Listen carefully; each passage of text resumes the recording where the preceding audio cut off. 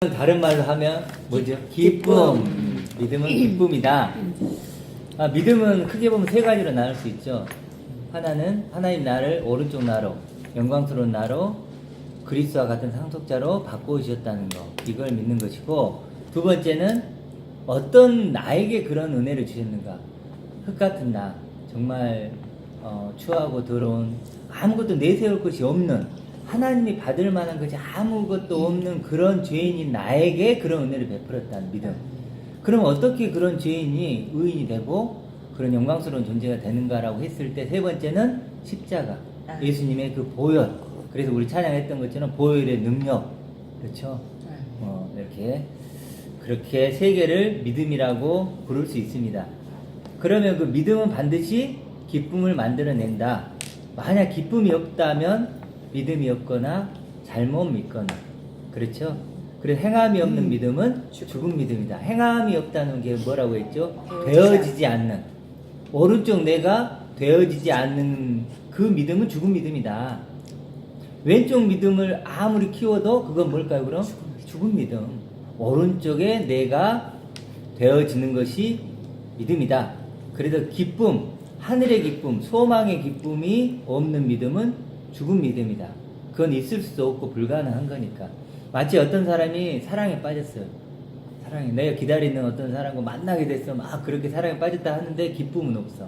그러면 있을 수 없는 일이죠. 마치 그런 것 같은 거죠. 그래서 믿음은 반드시 기쁨이다. 1번 데살로니가 후서 5장 16절에서 18절 같이 읽어보겠습니다. 항상 기뻐하라, 쉬지 말고 기도하라, 범사에 감사하라. 이것이 그리스도 예수 안에서 너희를 향하신 하나님의 뜻이니라. 우리를 향한 하나님의 뜻이 나오는데 뭐죠? 항상 기뻐하라. 항상 기뻐하려면 어떻게 해야 될까요? 오른쪽 나, 그렇죠? 오른쪽 나를 경험하고 누리면 항상 기뻐할 수 있죠. 그렇죠? 항상 기뻐할 수 있고, 쉬지 말고 기도하라 때는 쉬지 말고는 영원한 이런 뜻이에요. 기도는 무엇을 향한 원함이에요. 무엇을 향한 원함. 그러니까 이것도 비슷해요. 뭐냐면 기도는 하나님의 원함을 듣는 거예요. 하나님이 내게 뭘 원하시는가. 그러니까 기도는 누가 엄밀히 하면 처음에 해요? 하나님. 듣는 건 누가요? 네. 내가 하는 거예요. 하나님이 먼저 기도하시고 내가 듣는 거예요. 이렇게. 그래도 영원한 것을 얘기해 주시겠죠. 그렇죠? 영원한 것, 그 오른쪽 나, 그것을 끊임없이 원하는 거예요.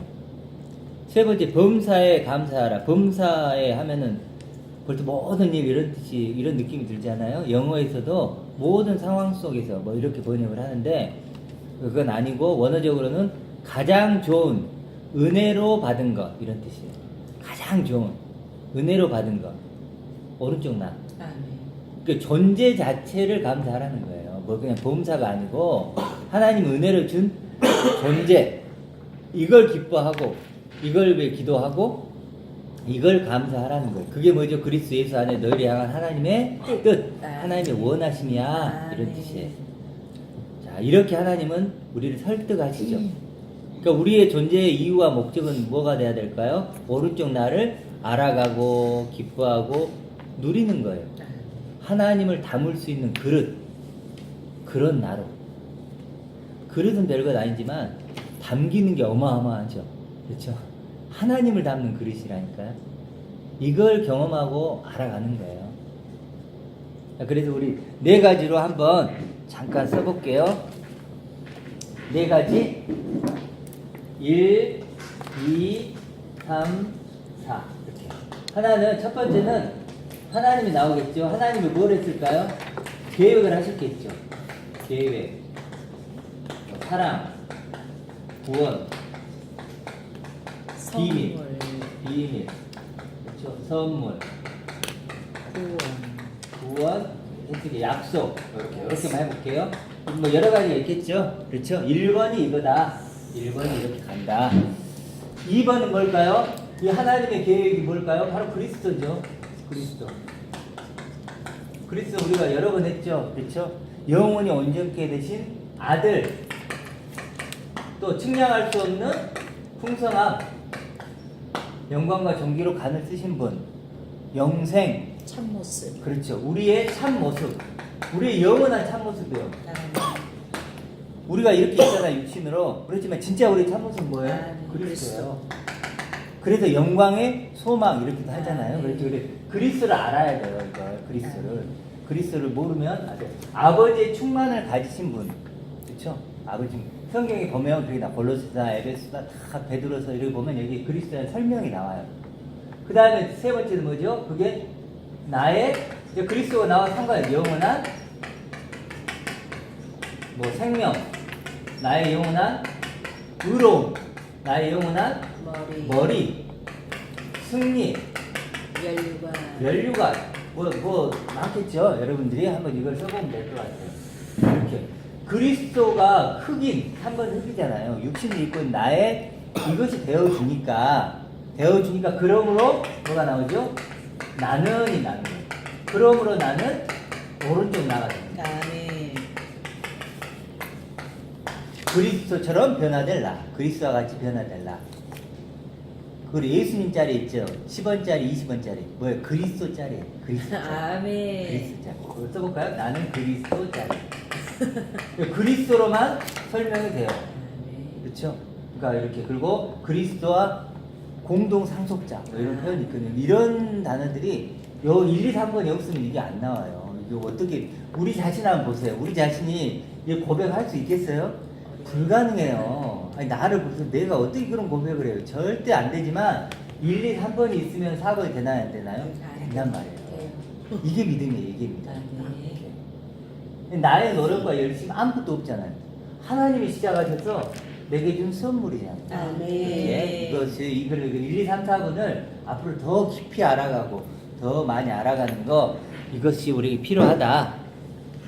이렇게. 그래서 빌립보서 한번 읽어볼게요. 빌립보서 3장 8절.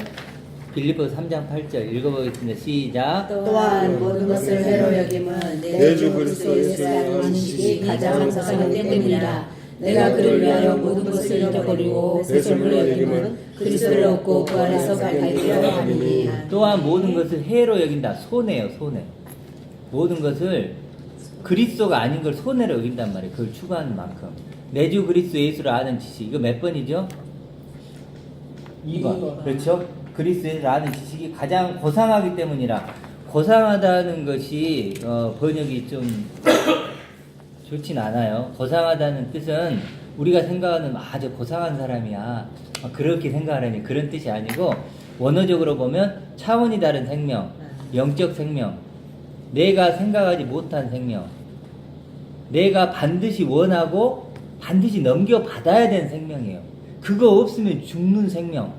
그걸 가져야만 진짜 새 생명이 되는 그 생명.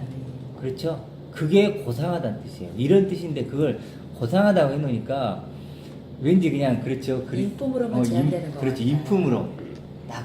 그러니까 그리스도를 위에 있는 그리스도를 우리 수준으로 끄집어 내려서 올려줘. 내가 이제 그러니까 내가 그리스도를 입는 게 아니고 그리스도가 나를 입는 것처럼 우리 수준으로 고상한 분이야. 저분은 고상 이런 식으로. 근데 겉을 닮아가는 식으로. 그래야 되면 고상하라는 단어는 결국 누가 번역을 했을까? 성화주의자들이 했겠죠. 그렇죠? 오른쪽 밤 맞으면 왼쪽 밤 내 나라 이런 거하고 비슷하게 연결되죠. 고상한 사람 오른쪽 딱 때리면 왼쪽 밤 되는 그 고상함. 그 다른 사람이 못하는 우리만이 할 수 있는 그런 거. 그런 식으로 성화주의자가 했다. 그래서 결국 여기 보면 그 다음에 이제 내가 그를 위하여 모든 것을 잃어버리고 배설물로 여기면 그리스도를 얻고 그러죠. 이 목적이 그거예요. 2번을 얻는 거예요. 2번을 얻어서 3번을 거쳐서 그 안에 4번이 그러므로 이렇게 4번이 되는 거예요. 그 안에서 발견된다는 의미가 발견된다는 게 만나다 이런 뜻이에요. 만나다. 그러니까 그 안에서 그러니까 그와 하나된 그와 연합된 그를 소망으로 가진 나를 만나고 발견하는 거예요. 4번 얘기하죠. 그렇죠? 이렇게 연결을 하면 될 것 같아요. 그래서 결국은 이 왼쪽에서 오른쪽으로 4번으로 옮겨오는 거죠. 요게 뭐죠? 거듭남이에요. 거듭남. 6으로 나는 6, 0으로 나는 0. 그리고 구원이고 하나님의 은혜고 그래서 우리가 은혜를 믿음으로 구원받는다 그랬죠. 은혜가 선물이죠. 이것이 선물이에요. 이것을 믿음으로 구원받는다는 거예요. 이것을. 자, 품꾼 비유도 다음에 하겠지만, 가치를 모르는 처음에 온 사람들, 가치를 아는 사람들, 이렇게 나누는 거예요. 이렇게 다 결국은 성경이 그래서 이것만 우리가 그리고 있으면 무슨 얘기인지를 웬만한 건 다 해석을 해낼 수 있어요. 웬만한 것을. 달란트 비유나 품꾼 비유나 뭐 이런 것들 다 이렇게 할 수 있다는 거. 그 다음에 3번 누가복음 5장 32절 읽어보겠습니다. 시작. 내가 의인을 부르러 온 것이 아니요 죄인을 불러 회개시키러 왔노라. 아멘. 여기서 의인과 죄인이 나오는데 죄인을 불러 회개시키러 왔다니까, 죄인을 부르러 왔다니까, 우리가 이런 말 들으면 굉장히 저는 힘들었어요. 왜냐면 죄인인 것 같기도 한데 선뜻 죄인 손 들어봐 그러면 손 들까 말까 해죠. 왜냐면 또 내가 잘한 것도 있거든요. 그렇잖아요. 그러니까 이게 자꾸 이게 반쯤 드는 거예요. 이거 들까 말까. 아마 다 그럴 거예요. 그렇죠. 정말 죄인인가. 차라리 그냥 내가 죄인 확 느끼면 좋겠는데 또 아닌 것도 있거든요. 그렇죠. 그래서 이제 그런 게 있는데 사실 그런 양면성이 있어요. 죄에 대해서. 그러다 보니까 뭐 성악설, 성선설 막 이러거든요. 이런 게 부딪히는 게 그것 때문인 것 같아요. 근데 우리가 사실은 이 죄라고 했을 때 육신적이고 세상적인 죄를 죄로 여기는 경향이 있어요. 근데 그건 아니다. 그건 왼쪽 사람들의 죄관이에요. 왼쪽 사람들의 죄관. 똑같이 죄를 얘기하더라도 이 사람하고 이 사람이 달라요. 우리 천주교 가면 고해성사 하죠. 고해성사 하면 왜 고해성사를 할까요? 내가 죄를 지었어, 세상에서. 근데 이게 하나님 앞에 뭔가 찝찝한 거야. 해결하고 싶어. 그래서 신부님한테 고해성사를 하면 신부님 그것을 듣고 사해주죠. 그럼 어떻게 돼요? 거기서 벗어나죠. 난 죄가 없다는 게 안심이 되고 확신이 들어요. 죄 없으면 확신. 그걸 갖고 싶은 거예요. 근데 그 사람 지금 가지고 간 죄는 뭐예요? 육신적인 거, 세상적인 죄죠. 그거잖아요. 그럼 맨날 그럼 내일 지을까 안 지을까 또 지어. 그럼 또 가. 그럼 또 사회적 확신을 그래 또 평생 그거 하는 거죠. 교회에서는 회개를 똑같이 그렇게 하는 거죠. 회개가 똑같아요 지금. 기도하라 그러면 눈물 흘리고 우리 수련회 같은 거 하면 뭐예요? 불을 일단 꺼요. 불 끄고 잔잔하고 죄 있는 거 한번 생각해 보라면 죄를 떠오르면 옛날에 어떻게 그러죠. 그게 다 똑같은 거예요. 평양 대부흥 운동 때도 선교사님이 했잖아요. 그래서 설교를 하다가 은혜가 안 돼. 어떻게 하다가 자기는 죄가 있다고 죄를 하나 고백을 한 거예요. 그러니까 어떻게 된 거예요? 나도 있습니다 한 거예요. 그래고 평양 대부흥이 일어난 거예요. 그 죄는 뭐죠? 세상적이고 육신적인 죄예요. 왼쪽 사람들이 정의한 죄예요. 이 죄가 아니란 말이에요. 우리가 이걸 모르는 게 죄예요. 이 오른쪽을 모르는 게 진짜 죄거든요. 근데 이런 것을 뭐네. 오른쪽 사람들의 죄는 이런 거죠. 그래서 죄인이란 건요, 뭐가 전제되죠? 의인이 전제돼요.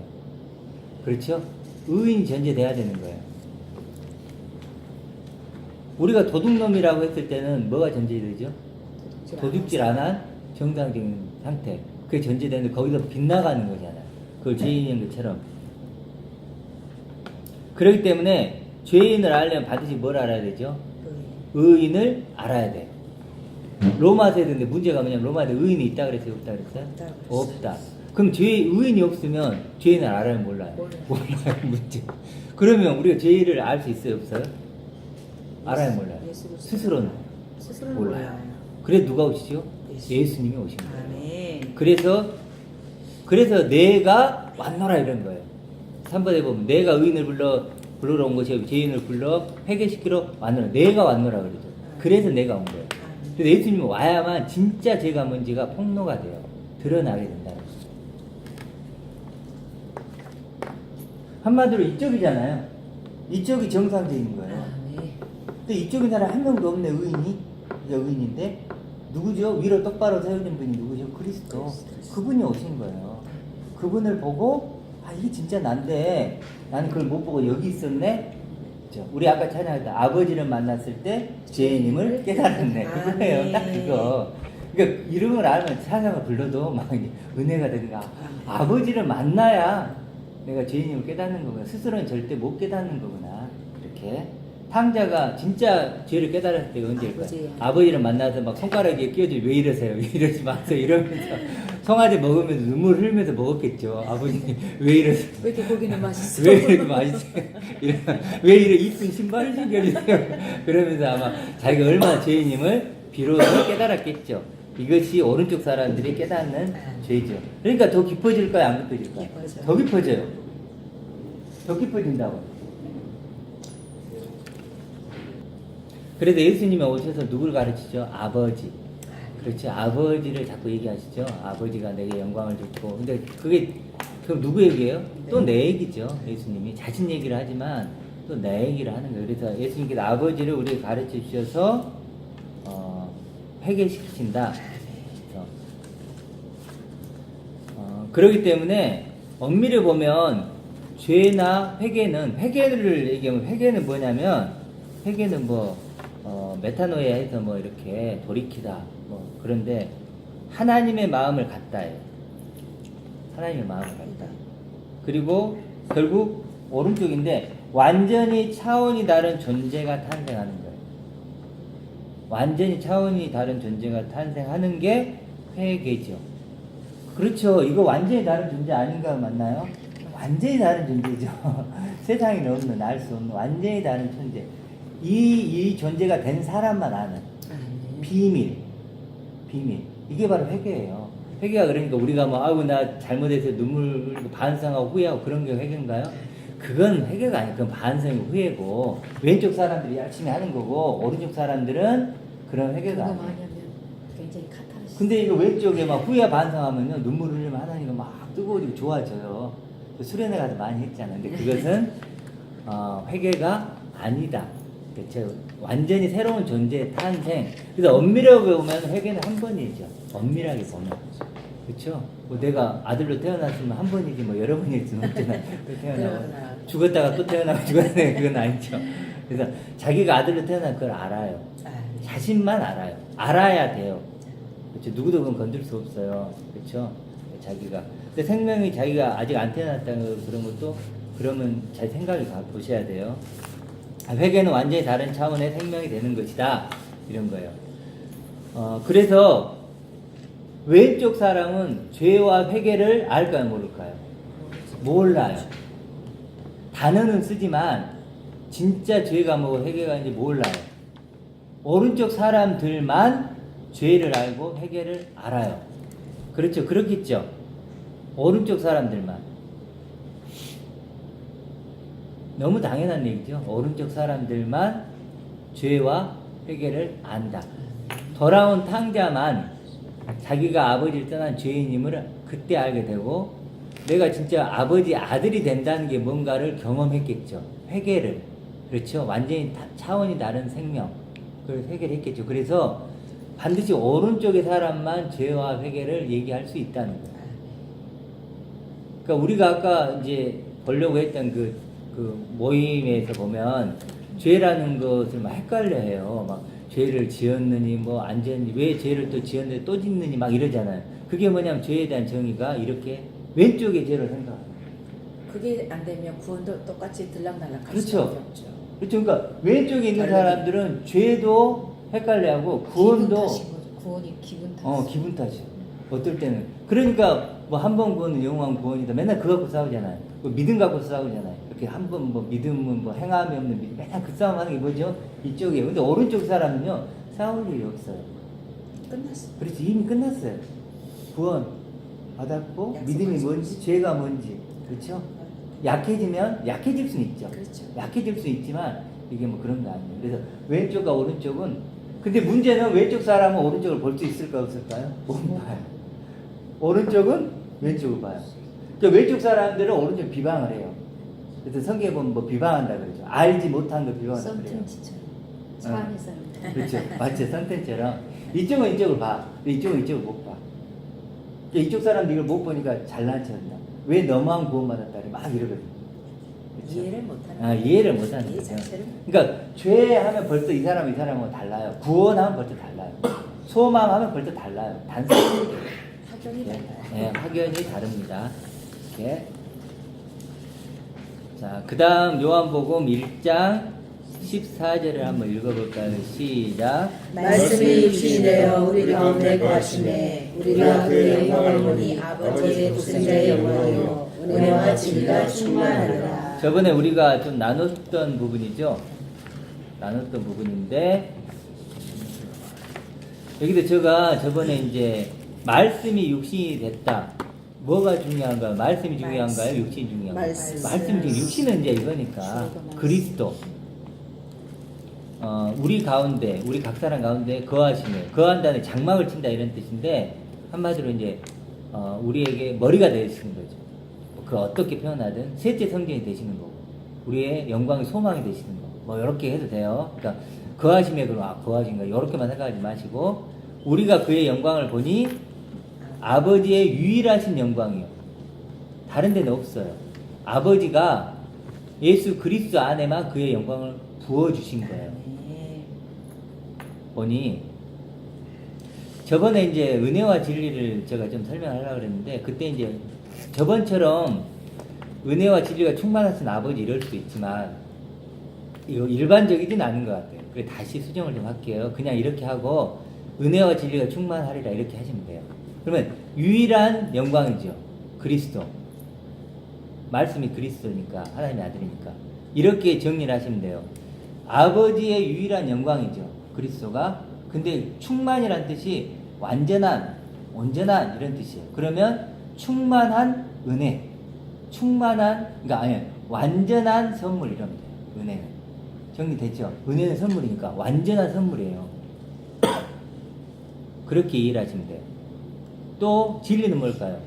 완전한 대답, 완전한 약속 이렇게 하면 돼요. 진리는 아버지의 말씀이니까.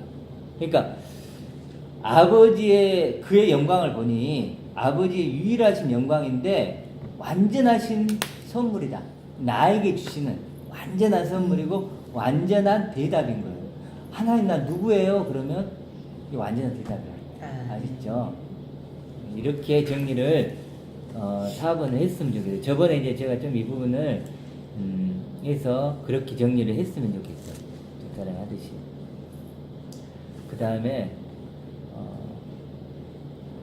그러니까 은혜와 완전한 은혜니까 이거 얘기하죠. 그렇죠? 나의 영원한 선물 그리스도. 그래서 이렇게 되는 거예요. 그래서 이 세계라는 걸 다시 한번 얘기하면 완전한 교환이에요. 십자가에서 예수님이 우리를 죽으시고 어떻게 죽죠? 이걸로 죽죠. 내가 되어 죽고 나를 부유한 나를 이렇게 바꿔주시죠. 교환이에요. 교환. 우리 밭에 가면 보아있죠. 교환하죠. 그렇죠. 그렇게 교환하는 것이 되는 것이다. 자, 그 다음 5번까지만 읽어볼게요. 5번 사도행전 24장 15절 시작. 그들이 기다리는 바 하나님께 향한 소망을 하고 하셨으니 곧 의인과 악인의 구원이 있으리라 함이니라. 그들이 기다리는 바, 그들도 기다리는데 자신 나도 가졌다, 나도 기다린다는데 하나님을 향한 소망이 있대요. 우리도 이 소망이 있어야 되겠죠. 왜냐하면 의인과 악인의 구원, 의인과 악인을 우리는 위로 다 똑바로 세워져요. 전부 다. 그래서 생명의 부활과 심판의 부활이 있다 그러거든요. 근데 우리는 어떤 걸 꿈꾸고 있죠? 생명의 부활, 의인의 부활. 의인으로 이 오른쪽 나로 똑바로 세워질 것을 소망하는 거예요. 내가 여기 있으면 왼쪽에 있으면 뭘까요? 악인의 부활이 되는 거고 오른쪽에 있으면 의인의 부활이 되는 거죠. 중요한 것은 내가 부활을 믿고 내가 위로 똑바로 세워지는 것을 믿고 주님이 재림함을 믿고 뭐 다 믿은 소용이 있어요? 없어요? 없어요. 내가 여기냐 이거 중요한 거예요. 주님이 오셔. 둘이 다 기다려. 그렇죠? 근데 여기 있으면 어때요? 멸망이란 말이에요. 이쪽에 있으면 생명이죠. 근데 문제는 여기 대부분 지금 어디에 있어요? 여기 있어요. 그러니까 우리가 뭐 해야 돼요? 전도해야죠. 그 사람은 전도해야 돼요. 그러기 전에 먼저 우리가 반드시 이곳에 있어야 돼요. 지금 이 4번 여기에 와야 되는 거예요. 힘이 하더라도 처음부터 막 분명하게 이렇게 고백은 안 돼요. 조금 되는 거지. 그렇지만 반드시 갓난아이가 태어나듯이 처음에 이렇게 태어나서 자라가야 된다. 그렇죠. 그래서 반드시 우리가 이렇게 의인의 부활을 소망해야 돼요.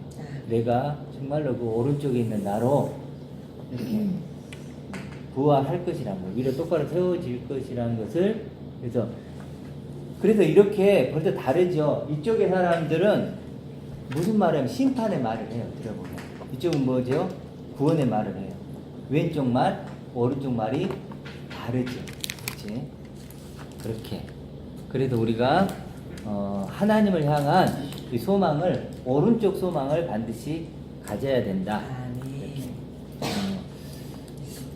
일단 여기까지 좀 하도록 하겠습니다.